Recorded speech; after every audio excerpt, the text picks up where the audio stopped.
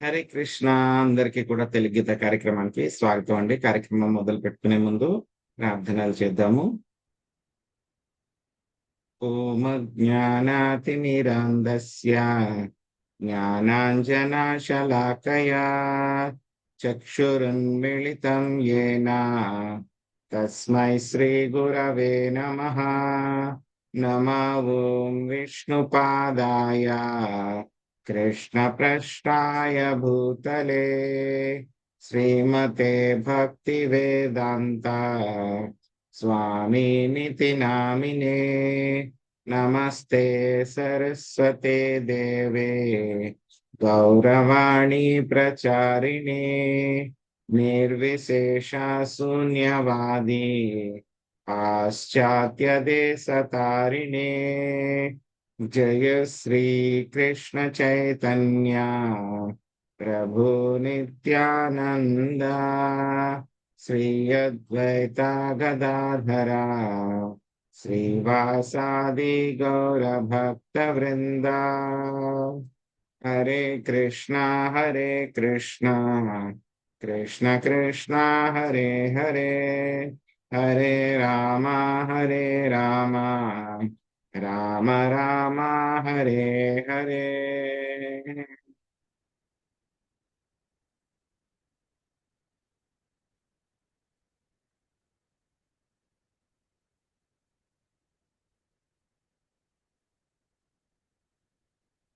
Hare Krishna. So ఈరోజు మనము భగవద్గీత 3వ అధ్యాయంలో 25వ శ్లోకం నుంచి మనము నేర్చుకోవడానికి ప్రయత్నిద్దాము. ఈ యొక్క అధ్యాయం పేరు కర్మయోగము. సక్త కర్మణ్య విద్వాంసో యథా కుర్వంతి భారత కుర్యాద్ విద్వాంస్తదా సక్త చికీర్షుర్లోక సంగ్రహం. ఏం చెప్తున్నారు ఈ యొక్క శ్లోకంలో? సక్త కర్మణ్య విద్వాంసో యథా కుర్వంతి భారత కుర్యాత్ విద్వాంస్తదాస్తక్షి కిక్షుర్లోక సంగ్రహం. చికీర్షు లోక సంగ్రహం. అనువాదము: పామరులు ఫలములందు ఆసక్తి గలవారై కర్మనునరించినట్లు విద్వాంసుడైన వాడు జనులను ధర్మ మార్గమున వర్తింపచేయుటకై సంగరహితముగా కర్మను పునరింపవలెను.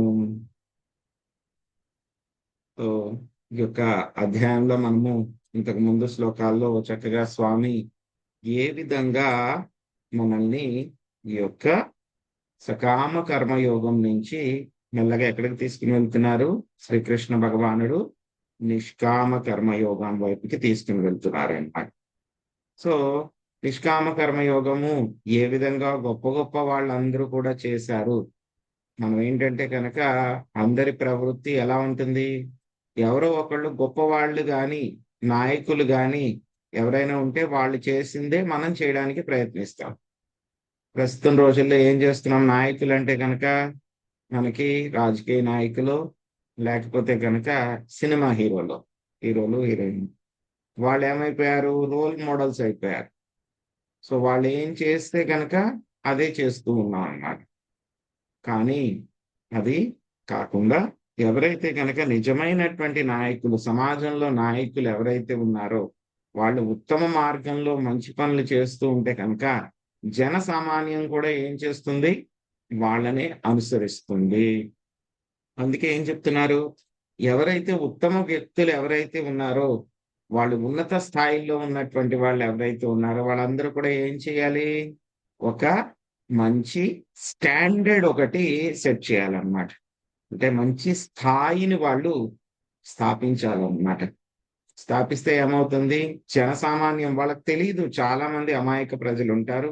కొంతమంది తెలిసినా సరే వాళ్ళు ఏంటంటే కనుక పెద్దవాళ్ళే చేస్తున్నారు కదా, వాళ్ళు చేసినట్లు మేము చేస్తాంలే అన్నట్టు చాలా మంది పాటిస్తూ ఉంటారు. కొంతమంది చాలా విద్వాంసులు మాత్రమే ఏం చేస్తారు? మిగతా వాళ్ళు ఏం చేసినా చేయకపోయినా సొంతంగా వాళ్ళు చేయడానికి ప్రయత్నిస్తూ ఉంటారు. అదే విషయం మనకి యద్యదాచరతి శ్రేష్ట తత్తద్యేవ తరోజన స్వయం ప్రమాణం కురుతే లోకాస్తదను వర్తతే. సో ఎవరైతే కనుక చాలా గొప్ప వ్యక్తులు ఏవైతే కనుక కార్యాలు చేస్తూ ఉంటారో సామాన్యులు కూడా ఏం చేస్తూ ఉంటారు, వాళ్ళనే అనుసరిస్తూ ఉంటారు. కాబట్టి ఏం చేయమంటున్నారు, అర్జునుడు కూడా ఏంటి, నువ్వు కూడా సమాజానికి ఒక నాయకుడివి నువ్వు. కాబట్టి నువ్వు కూడా ఏం చేయాలి, ఉత్తమమైనటువంటి కార్యాలు చేయాలి. అప్పుడు జనసామాన్యం కూడా ఏం చేస్తుంది, నిన్నే అనుసరిస్తుంది అనేటువంటి విషయము అర్జునుడికి చెప్పడం జరిగిందనమాట. సో ఇంకా ఏం చెప్తున్నారు కృష్ణుడు, మిగతా వాళ్ళందరి గురించి కూడా చెప్పిన తర్వాత కృష్ణుడు కూడా చెప్తున్నారు, నాకు కూడా ఈ ముల్లోకాలలో చేయవలసినటువంటి కర్మ గాని పొందవలసినటువంటి ఫలం గాని ఏది లేదు. అయినా సరే నేను కూడా ఏం చేస్తూ ఉంటాను, నియమిత కర్మలన్నీ కూడా నేను కూడా చేస్తూ ఉంటాను. ఒకవేళ కనుక నేను ఆ నియమిత కర్మలను చెయ్యకపోతే కనుక ఏమవుతుంది, ప్రజలందరూ కూడా నియమిత కర్మలు చేయడం మానేస్తారు. మొత్తం ముల్లోకాలన్నీ కూడా నాశనం అయిపోతూ ఉంటాయి. ఇంకా ఏమవుతుంది, నేను ఈ యొక్క వర్ణ సంకర పాపులేషన్, వర్ణ సంకరం అంతా కూడా అవ్వడానికి నేనే కారణమవుతాను. సమాజంలో యొక్క శాంతి భద్రతలన్నీ కూడా నశిస్తాయి అని స్వామి ఏం చెప్పారు, ఈ విధంగా అర్జునుడికి చెప్పడం జరిగిందనమాట. తర్వాత మనకి మెల్లగా ఏం చెప్తున్నారు అంటే కనుక, ఇది చెప్పిన తర్వాత నిష్కామ కర్మయోగం అంటే ఫలాల పట్ల ఆసక్తి లేకుండా కర్మలు చేయమని చెప్పి స్వామి చెప్తూ ఉన్నారు. సో చెప్పిన తర్వాత ఏం చెప్తున్నారు, తర్వాత కర్మకాండి నుంచి కర్మయోగి అవ్వడానికి ప్రయత్నించమని చెప్తున్నారు. సో కర్మకాండి, కర్మయోగి మనకు వచ్చేటువంటి 4-5 శ్లోకాల్లో ఈ ఇద్దరి మధ్య ఉన్నటువంటి తేడా గురించి మనకి చర్చ అంతా కూడా వస్తుందన్నమాట. అది ఈ రోజు శ్లోకంతో ఒక కర్మకాండి కర్మయోగికి మధ్య ఉన్నటువంటి తేడా చెప్పడం మొత్తం మొదలు పెడుతూ ఉన్నారన్నమాట. సో మరి కర్మకాండి ఎవరు, కర్మయోగి ఎవరు? కర్మకాండి ఇద్దరు కూడా కర్మలు చేస్తూ ఉంటారు, నియమిత కర్మలు, ప్రిస్క్రైబ్డ్ డ్యూటీస్, వర్ణాశ్రమ పద్ధతి ప్రకారము వాళ్ళు చేయాల్సినటువంటి కర్మలు ఇద్దరు కూడా చేస్తూ ఉంటారు, ఒకే రకంగా చేస్తూ ఉంటారు. ఇద్దరి మధ్యలో బాహ్యంగా చూసేటువంటి వ్యక్తికి తేడా ఏమీ కనబడదు, కానీ ఇద్దరిలో తేడా ఉంటుందన్నమాట, కర్మకాండికి కర్మయోగికి. సో ఏమిటి ఆ యొక్క మొట్టమొదటి తేడా, పామరులు ఫలములందు ఆసక్తి కలవారై తమ కర్మను వనరించినట్లు. పామరులు ఏం చేస్తారు, వాళ్ళ యొక్క ఫలాలు ఏవైతే ఉంటాయో ఇద్దరు కూడా కర్మలు చేస్తూ ఉంటారు. సో పామరులు చేసేటువంటి కర్మల ద్వారా వాళ్ళకి ఆ యొక్క ఫలాలు ఏవైతే ఉంటాయో వాటి పట్ల అమితమైనటువంటి ఆసక్తి ఉంటుంది. అమితమైనటువంటి ఆసక్తి ఉండడంతో ఏమవుతుంది, ఫలాలు ఎక్కడ సరిగ్గా రావో, నేను అనుకున్న విధంగా రావో, నేను అనుకున్నంత రావో అని చెప్పేసి వాళ్ళు ఎప్పుడు కూడా దేంట్లో ఉంటారు, టెన్షన్. ఎప్పుడు కూడా వాళ్ళు టెన్షన్ లో ఉంటూ ఉంటారు. సో ఇది వస్తుందో రాదో 24 గంటలు దాని గురించి ఆలోచిస్తూ ఉంటారు. ఆ టెన్షన్ లో ఉండడం మూలంగా ఏం చేస్తూ ఉంటారు, ఒక్కొక్కసారి ధర్మబద్ధంగా కాకుండా అధర్మబద్ధంగా అయినా సరే మేము వాటిని పొందాలి అని చెప్పేసి వాళ్ళు ఆ యొక్క ధర్మ కార్యక్రమాలు కూడా చేయడానికి వెనుకాడరు అన్నమాట. సో అధర్మ కార్యాలు చేయడం అనేటువంటిది ఏమవుతుంది, వికర్మ అయిపోతుంది, దాన్ని పక్కన పెట్టేద్దాం. కానీ ఏంటంటే కనుక యొక్క సకర్మలోనే వాళ్ళు ధర్మబద్ధంగా నడుచుకునేటువంటి వాళ్ళు అయినా సరే ఏమవుతుంది, వాళ్ళకి ఆ యొక్క ఫలాల పట్ల వాళ్ళకి ఆసక్తి ఉంటుంది. రిజల్ట్స్, వాళ్ళకి ఫలాల పట్ల ఏదో కర్మ చేస్తే ఏదో ఒక ఫలితం వస్తుంది కదా మనకి, ఆ ఫలితాల పట్ల పూర్తిగా వీళ్ళకి ఆకర్షణ ఉంటుంది, ఎంతో ఆసక్తి ఉంటుంది. అదే విద్వాంసుడైనటువంటి వాడు, సో అవిద్వాంస అంటే కనుక పామరులు అని చెప్పారు, అంటే విద్వాంసుడు కానివాడు. ఇక్కడ విద్వాంసుడైనటువంటి వాడు ఏం చేస్తూ ఉంటాడు, ఆయన కూడా కర్మలన్నీ కూడా చేస్తూ ఉంటాడు, కానీ ఏమిటి, అసంగత్వ, ఆ యొక్క ఫలితాల పట్ల ఎటువంటి ఆసక్తి లేకుండా ఆ యొక్క కర్మలన్నీ కూడా చేస్తూ ఉంటారు. ఇంకా ఉన్నతమైనటువంటి ఉద్దేశం ఏమిటి, ఒకటి కర్మలు చేయటము, ఆ ఫలితాల పట్ల ఆసక్తి లేకడమే కాకుండా సమాజంలో ఒక మంచి ఉదాహరణ స్థాపించడం అన్నమాట. సమాజంలో ఒక మంచి ఉదాహరణ స్థాపించడం. అదిగో చూడండి పలానా వ్యక్తి గొప్ప వ్యక్తి. ఆయన ఈ విధంగా చేశాడు. ఈ విధంగా చెయ్యాలి అని చెప్పేసి సమాజంలో ఒక మంచి ఉదాహరణ స్థాపించడం అన్నమాట.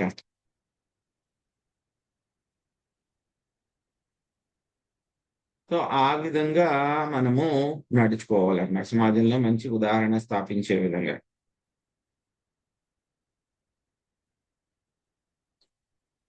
సో, ఒక వృత్తాంతం ఒకటొస్తుందనమాట.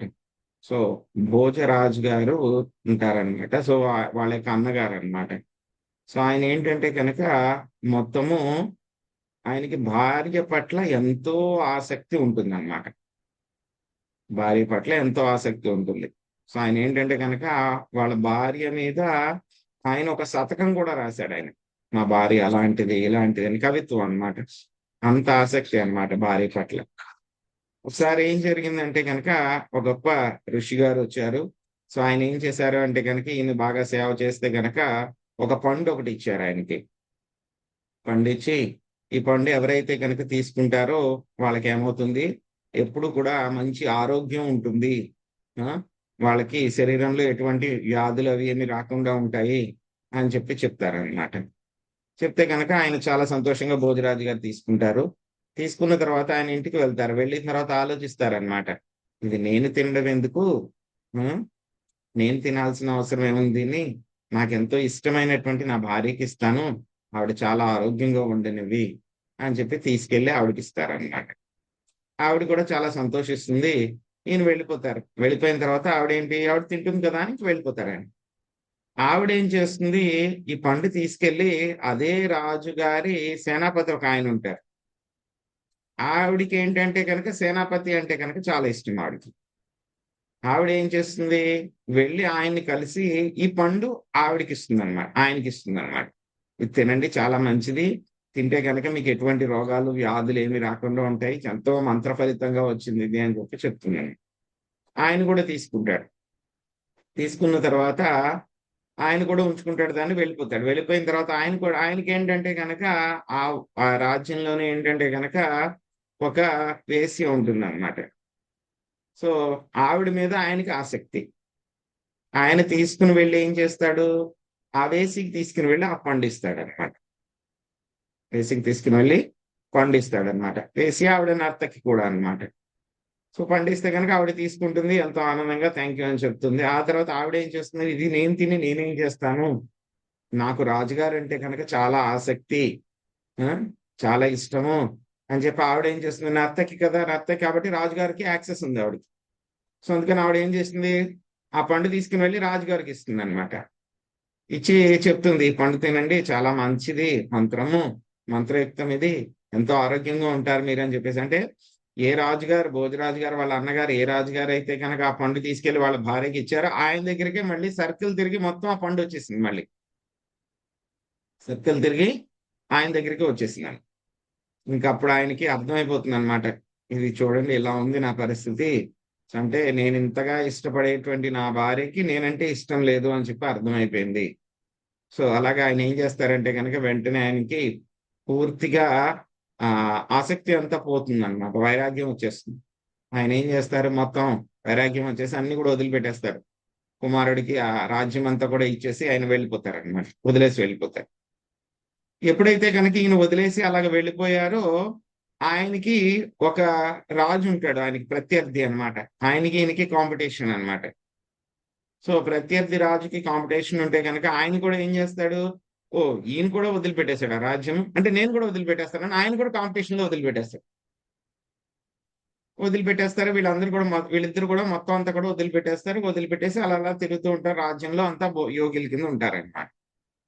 ఒకసారి ఏం జరుగుతుంది, వీళ్ళిద్దరూ కూడా ఒక నది దగ్గరికి స్నానం చేయడానికి వస్తారన్నమాట. వచ్చినప్పుడు వాళ్ళేంటంటే ఇంక యోగుల కింద అయిపోయారు కదా! వాళ్ళకేంటంటే ఒక లంగోటి ఉంటుంది. ఆ లంగోటి ఏం చేస్తారంటే గనక తీసుకొని వెళ్లి ఈ భోజరాజు గారు వాళ్ళ అన్నగారు ఒక చెట్టు మీద ఇలాగ వేలాడదీస్తారన్నమాట. సో, అదే సమయంలో ఇంకొక రాజుగారు ఉన్నారు గదా! ఆయన కూడా భోగి అయిపోయాడు కదా! ఆయన కూడా మళ్ళీ వచ్చి అదే చెట్టు మీదకి వచ్చి అదే లంగోటి ఎక్కడైతే వేశారో దాని మీద కూడా ఆయనే అదే వేస్తారని. సో వేస్తే కనుక ఏమవుతుంది, ఈయన స్నానం చేసి వచ్చేస్తే కనుక ఏమవుతుంది, అది లంగోటి కదా తెల్లగా ఉంటుంది, సో అది ఎక్స్చేంజ్ అయిపోతుంది అనమాట. సో వాళ్ళిద్దరూ ఏంటంటే కనుక స్నానం చేసి వచ్చిన తర్వాత ఇది నాదంటే నాది, నాదంటే నాది అని చెప్పి వాళ్ళిద్దరు కూడా కొట్టుకోవడం ప్రారంభిస్తారనమాట. ఒకళ్ళనొకళ్ళు గట్టి గట్టిగా అరుచుకుంటూ ఉంటారు. అక్కడే ఒక ముసలావిడి వెళ్తుందన్నమాట పక్క నుంచి. ఏంటయ్యా మీరు చూస్తే పెద్ద సాధువులు ఉన్నారు, ఇలా కొట్టుకుంటున్నారు ఏంటి అని అడుగుతుంది. అడిగితే గనక ఆయన అంటారు, ఇలాగ మా లంగోటి ఈయన తీసేసుకున్నాడు, కట్టేసుకున్నాడు నాది, అది ఇది అని చెప్పేసి ఇద్దరు బాధించుకుంటూ ఉంటారు. అసలు మీ ఇద్దరికి బుద్ధి జ్ఞానం ఉందా? ఆ చూడండి, ఫలానా భోజరాజు గారు వాళ్ళ అన్నగారు మొత్తం రాజ్యం అంతా కూడా వదిలిపెట్టేసి ఆయన వైరాగ్యం మొత్తం అంతా కూడా వదిలిపెట్టేశారు. మీరు సన్యాసులు అయిపోయి ఏంటి ఈ విధంగా చిన్న లంగోటి కోసం కొట్టుకుంటున్నారు, అసలు మీకు బుద్ధి ఉందా అని అంటుంది అన్నమాట. ఎవరినంది? ఆ రాజుగారు ఎవరు? వాళ్ళిద్దరే ఆ రాజులిద్దరు. సో అలా ఏంటంటే కనుక సమాజంలో చూడండి, అంటే వాళ్ళు తప్పుగా వెళ్ళిపోయినా సరే వాళ్ళు స్థాపించినటువంటి ఆ ఉన్నతమైనటువంటి ఉద్దేశ్యము జన సామాన్యంలో అలా ఉండిపోయింది. ఆవిడొచ్చి చెప్తుంది చూడండి, అంత రాజుగారైనా సరే అన్ని కూడా వదిలిపెట్టేసి వైరాగ్యం ఆయన తెచ్చుకుని అన్ని కూడా వదిలిపెట్టేశారు, ఉన్నతమైనటువంటి ఆశయం కోసం వదిలిపెట్టేశారు అనేటువంటిది రాజుగారు వదిలారు అని చెప్పి తెలిస్తే కనుక అందరికీ కూడా ప్రజలందరికీ కూడా సర్క్యులేట్ అయిపోయింది, పెర్కులేట్ అయిపోయింది. చిన్న సామాన్యమైనటువంటి వ్యక్తి ఆవిడే వచ్చి మళ్ళీ చెప్తుంది చూడండి, ఆయన అంతా రాజుగారు అంతా వదిలిపెట్టేశారు, మీరు ఇంకా వదిలిపెట్టలేదా అని చెప్పి వీళ్ళకి చెప్తుంది అన్నమాట. సో అప్పుడు అయ్యో మనం అన్ని వదిలిపెట్టేసాం, చిన్న లంగోటి కోసం కొట్టుకుంటున్నాం ఏంటని చెప్పి వాళ్ళిద్దరూ ఫీల్ అవుతూ ఉంటారన్నమాట. సో అలాగా ఇక్కడ తెలుసుకోవాల్సిన విషయం ఏంటంటే కనుక నాయకులు ఎవరైతే కనుక ఉంటారో వాళ్ళు ఏదైతే కనుక ఒక స్టాండర్డ్ సెట్ చేస్తారో అదే ప్రజలందరూ కూడా పాటిస్తూ ఉంటారు. సో నాయకులు కూడా ఎలా ఉండాలి, వాళ్ళు ఈ యొక్క ఫలితాలు కర్మలు ఏ విధంగా చేయాలి అంటే కనుక కర్మలు చేయాలి, చక్కగా చేయాలి, కానీ ఫలితాల పట్ల ఆసక్తి లేకుండా ఉండాలి. అప్పుడే జనసామాన్యం అంతా కూడా వాళ్ళని పాటిస్తుంది. ఆ విధంగా అందరూ కూడా ఈ యొక్క ఆధ్యాత్మికంగా ముందుకు వెళ్ళడానికి ప్రయత్నిస్తూ ఉంటారు. లేకపోతే గనక ఏమవుతుంది, వీళ్ళు ముసలివాళ్ళు అయిపోతూ ఉంటారు. ఇంట్లో కొన్ని ఇళ్లలో చూస్తూ ఉంటాం. వీళ్ళకి 60, 70, 80 వచ్చేస్తాయి. అయినా సరే ఆ ఇంట్లో తాళం చెవులు, ఇనప్పెట్టి తాళం చెవులు మా దగ్గరే ఉండాలి, మేమెవ్వరికీ ఇవ్వము. హ్మ్. మొత్తం కంట్రోల్ అంతా నా దగ్గరే ఉండాలి. మా కోడళ్ళందరూ కూడా నా దగ్గరికి వచ్చి నన్ను అడగాలి డబ్బులు కావాలన్నా. కొడుకులైనా సరే నా దగ్గరికి వచ్చి నన్ను అడగాలి డబ్బులు కావాలన్నా సరే. మొత్తం అంతా కూడా నేనే చెప్తా. ఆ! 70, 80, 90 కూడా వచ్చేస్తాయి. అయినా సరే ఇనప్పెట్టి తాళం చెవులు మాత్రం వదిలిపెట్టు. వాళ్ళ ఆస్తులు అన్నీ కూడా వాళ్ళ దగ్గరే పెట్టుకుంటారు. వాళ్ళేంటంటే గనక ఇంకా ఆ కింద ఉన్నటువంటి పిల్లలు కూడా వాళ్ళు కూడా వెయిట్ చేస్తూ ఉంటారనమాట. ఇవ్వచ్చు కదా ఎంతో కొంత మాకు కూడాను అని చెప్పి వాళ్ళు వెయిట్ చేస్తూ వీడెప్పుడు వెళ్తాడా అని చెప్పి వాళ్ళు రోజు ఆలోచిస్తూ ఉంటారనమాట. హ్మ్. సో అలా ఉండకూడదు. ఏం చేయాలి మనకి? సో 90 వచ్చినా సరే వాళ్ళకింకా ఫలితాల పట్ల ఆసక్తి ఇంకా పోలేదు బలవంతంగా. ఆ! ఎప్పుడో ఒక రోజు ఏం చేస్తుంది, మరణం ఏం చేస్తుంది వాళ్ళని బలవంతంగా ఆ యొక్క ఫలితాల పట్ల ఆసక్తి ఉన్నా సరే ఇంకా వాడిని బలవంతంగా ఒక రోజు తీసుకొని వెళ్ళిపోతుందనమాట. సో కాబట్టి ఆ విధంగా ఉండకూడదు. ఎలా ఉండాలి మనం? కర్మలు చేయాలి, కానీ ఫలితాల పట్ల ఆసక్తి లేకుండా ఉండాలి. మెల్లగా అంటే గనక ఏంటి, కర్మకాండి నుంచి మనం మెల్లగా ఈ యొక్క కర్మయోగి మార్గానికి వెళ్ళడానికి మనం ప్రయత్నించాలన్నమాట. సో హరే కృష్ణ. సో ఇదండి మనం ఈరోజు నేర్చుకున్నటువంటి విషయము. హరే కృష్ణ ప్రభు, జగన్నాథ ప్రభు.